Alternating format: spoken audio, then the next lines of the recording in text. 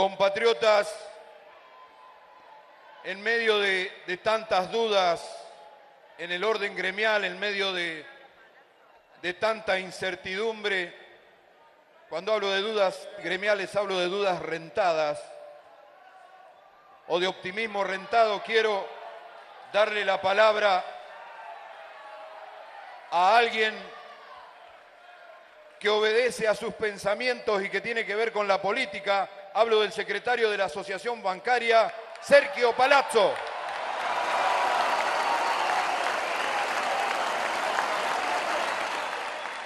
Muchísimas gracias. Muchísimas gracias.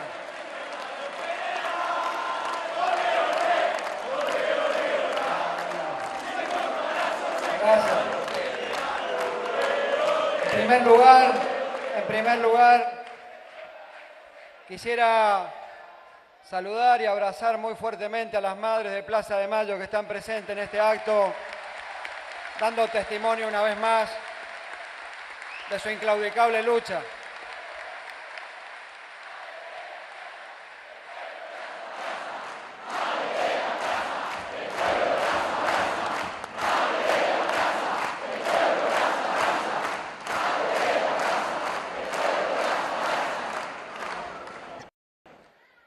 En segundo lugar, como es un acto al que mi correligionario Leopoldo Moró, Gustavo y Leandro me invitaban para conmemorar los 100 años que se cumplen el 12 de octubre de la llegada del pueblo al poder a través del voto popular, cuando don Hipólito Yrigoyen se hacía cargo de la presidencia de la Nación.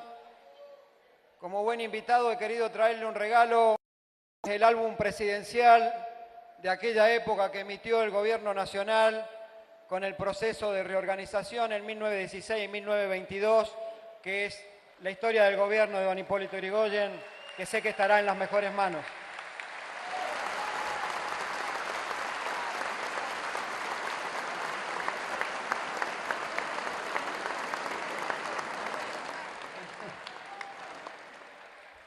Y en el pasar avisos y en nombre de él,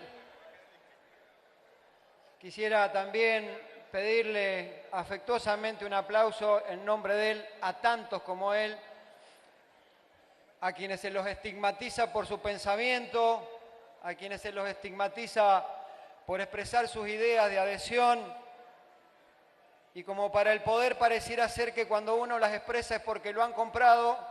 Él llegó tarde al reparto, parece, es Daddy Brieva, que por ahí lo castigan por todos lados y está presente hoy. Como tantos otros compañeros actores, locutores, periodistas, que sufren un acoso permanente por expresar sus ideas. Volviendo al tema, la verdad que cuesta hablar después de grandes oradores como han sido quienes me han precedido y un intelectual del tamaño moral, ético, como Mempo. Así que voy a tratar de expresar en las palabras de un laburante que tiene una función que cumplir, que es representar a sus compañeros parte del pensamiento de lo que yo interpreto debería ser el movimiento obrero en la construcción de una nueva mayoría en la Argentina.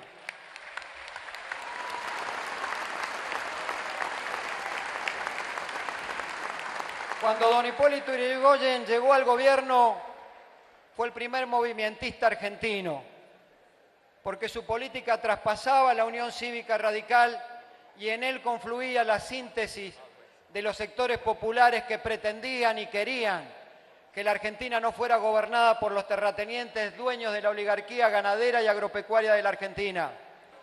Y esa función policlasista que tuvo el gobierno de Yrigoyen, con el tiempo la asumió el peronismo de Perón y Evita. Y lamentablemente los radicales nos quedamos con un segmento de la sociedad discutiendo ese padrón electoral que era la clase media.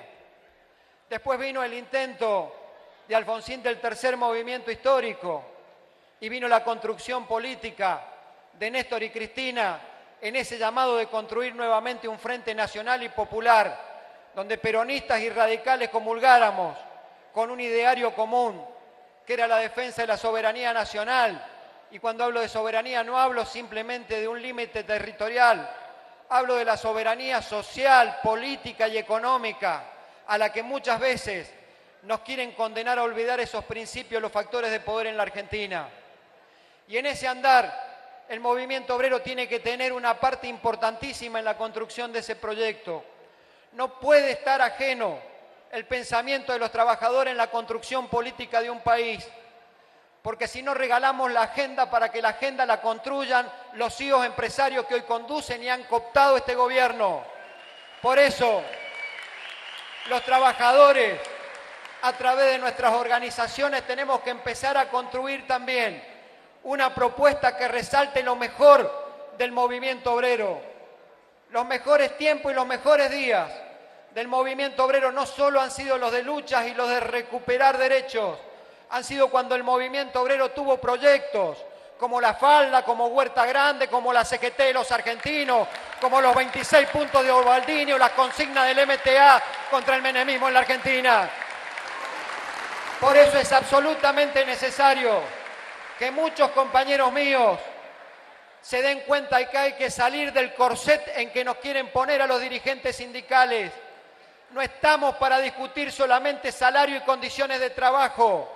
Estamos para discutirle al poder desde el movimiento obrero, para decirle al capital que no estamos dispuestos al abuso de los sectores capitalistas de la Argentina y del mundo. En esa construcción hay que tomar responsabilidades.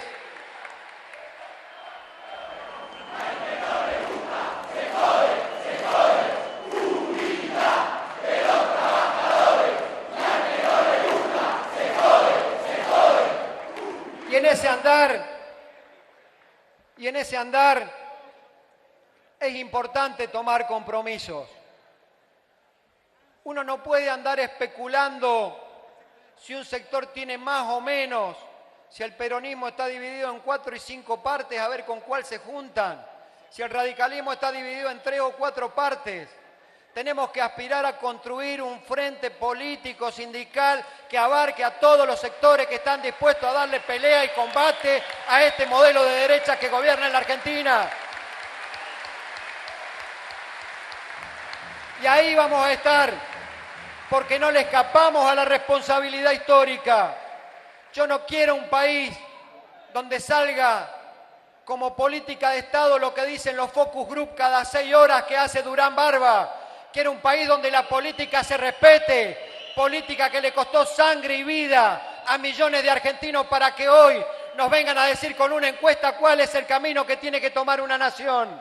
La nación va a tomar el camino que el pueblo le indique a quienes elige para representarlo, que son los diputados, senadores, gobernadores y un presidente.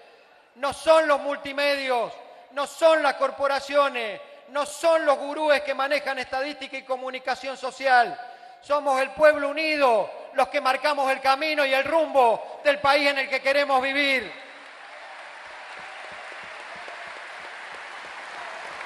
Y hay que dar el debate. Invito a cada compañero militante a dar el debate. Yo sé que hay canales que no nos gustan, que hay medios que nos atacan, que hay medios y canales que son funcionales a una estrategia de blindaje mediático para disimular la gran atrocidad que están haciendo con el pueblo argentino. Pero hay que ir y darles el debate. Y quieren debate sobre la historia y la herencia recibida, hay que darlo, compañeros correligionarios, porque hay que decir con claridad que en la Argentina nuestra, no fueron los sectores progresistas los que incautaron la propiedad privada, fueron los cultores de las políticas de Adam Smith cuando incautaron los depósitos de todos los argentinos.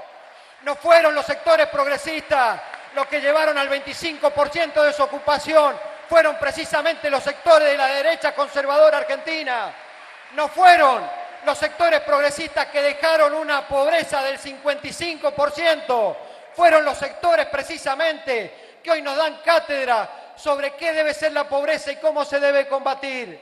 Y ahí, en ese momento, es donde tenemos que entender que el Frente Amplio, Popular, de políticas nacionales, tiene que estar junto y unido.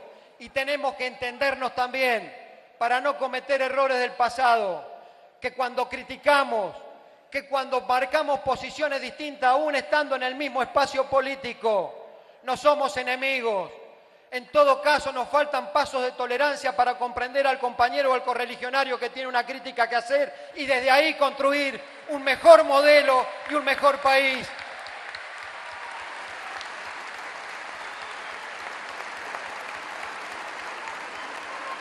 Por ahí veía, y estuve charlando hace un rato, está la compañera, hija del compañero Agustín Tosco, hombre probo, dirigente decente, transparente y honesto, que acompañó a los trabajadores siempre.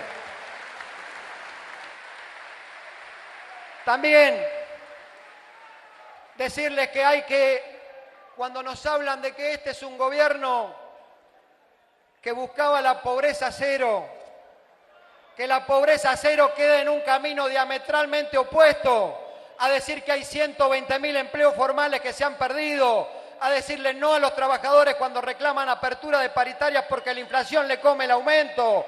La pobreza cero queda en forma diametralmente opuesta a la apertura de importaciones que está haciendo mella en los trabajos y en la industria nacional. Y también queda en dirección totalmente opuesta a un tarifazo salvaje que ha atacado el bolsillo de los hogares argentinos, desmejorándole la calidad de vida.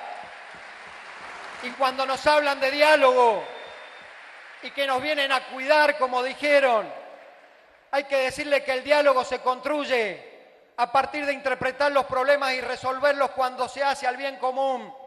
Porque que yo sepa, al día de hoy, a los únicos que les resuelven problemas y rápidamente son a los sectores concentrados de la economía.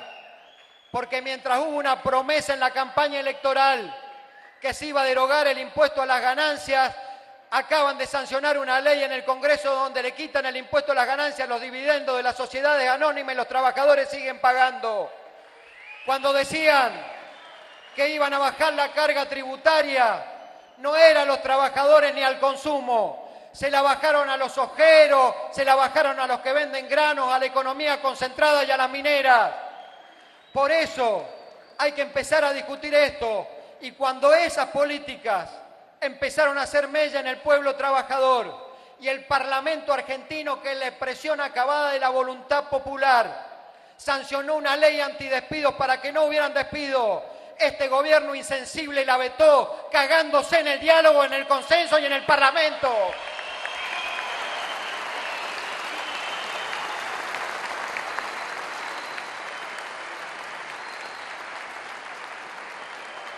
Yo sé que hay muchas similitudes y por eso estoy sentado en esta mesa y me hago cargo de estar sentado en esta mesa y en este espacio. Hay muchas similitudes entre el país que soñé con Raúl Alfonsín cuando en el 83 nos convocaba a los dirigentes jóvenes de aquella época y los mismos jóvenes militantes que hoy convoca el espacio del kirchnerismo en la República Argentina. ¿Cómo no vamos a tener similitudes si Raúl Alfonsín recibió un Estado asesino que mataba compatriotas y lo transformó en un Estado democrático y nos enseñó a los radicales jóvenes que el Estado era importante en la vida y la sociedad y que la política era el instrumento para resolver los problemas de la gente? Y cuando asume Néstor Kirchner, el país estaba devastado en la crisis institucional más grande de la Argentina, en la que lo asumió la derecha, los que hoy hablan de democracia, pluralismo y republicanismo. Y sin embargo, se puso al hombro el país y nos enseñó también y nos refrescó a los radicales la importancia del Estado y la importancia de la política para resolver los problemas de todos. ¿Cómo no voy a estar sentado en esta mesa y en este espacio? ¿Cómo no voy a luchar desde el movimiento obrero para que se sumen más y más compañeros? Si es por la política donde decide el pueblo cómo resume sus diferencias. Este gobierno, aunque no haya ningún decreto todavía, ya empezó con las privatizaciones porque lo primero que privatizó es la esperanza del pueblo argentino porque la dejó en manos del Dios mercado para que le resuelva los problemas. Y también, contrariamente a una década que pasamos, estatizó, pero estatizó la humillación la más grande que se puede someter a una jefa o a un jefe de familia, que es llegar a fin de mes y tener que tomar la amarga decisión de pagar una boleta de gas para que sus hijos no sufran frío o poder darles un plato de comida. Este gobierno estatizó la vergüenza que mancilla los más de 600 muertos en Malvinas, cuando a escondidas firman un pacto con Gran Bretaña, en donde no hablan de soberanía y en donde lo limitan solamente a hablar de un arreglo pesquero y de un arreglo petrolero. Vamos a arreglar con los usurpadores cómo nos roban la riqueza nacional. Y termina de estatizar también.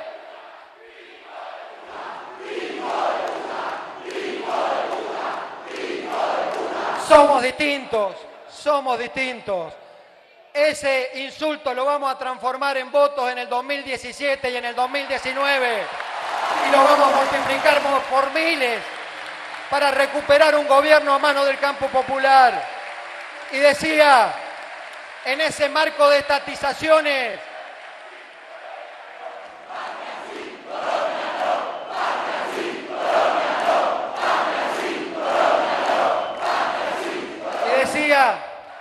en ese marco de estatizaciones, quisieron estatizar y nunca lo van a lograr la indignidad de un presidente que no casualmente, entrevistado por una cadena internacional, mancillaba la memoria de 30.000 desaparecidos diciendo que en la Argentina hubo una guerra sucia cuando hubo un exterminio reconocido por todos los organismos internacionales y países del mundo.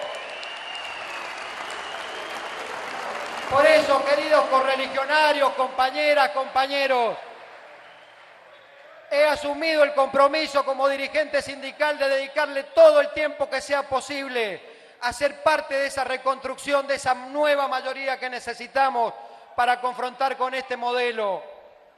Porque, en definitiva, se trata de algo que cada uno de nosotros tiene y que por eso se dedicó a la política y a militar. Se trata ni más ni menos que de convicciones, queridos compañeros y compañeras, y las convicciones no entienden de oportunidades ni especulaciones. Las convicciones se defienden y se sostienen contra viento y contra marea, y en los peores momentos se sostienen aún más, porque son en definitiva las que nos hacen soñar con la utopía contraria a esta realidad que hay que cambiar. Y siempre, desde la política, porque desde la política es el lugar donde los argentinos decidimos en comunión organizar una sociedad. Y termino diciendo, porque acá la palabra que importa es la de Leopoldo y la de Cristina, y a ellos hemos venido a escuchar, termino diciendo que es tan importante la política en la vida que uno rememora la historia. Y el pueblo argentino, ante la opresión, decidió el camino de la política cuando hace 100 años instalaba a Hipólito Yrigoyen en la presidencia de la Nación, y fue ahí donde el pueblo encontró el refugio para terminar con el fraude, para terminar con el daño que le hacía la oligarquía al país. Es por la política donde Perón y Evita hicieron carne en el pueblo argentino el ideario de justicia social.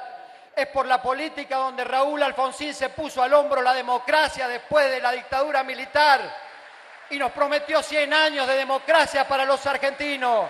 Y es por la política donde Néstor y Cristina dijeron no gobiernan más las corporaciones y gobierna el pueblo a través de sus representantes. Muchísimas gracias, compañeras, compañeros y queridos correligionarios. El estadio de pie.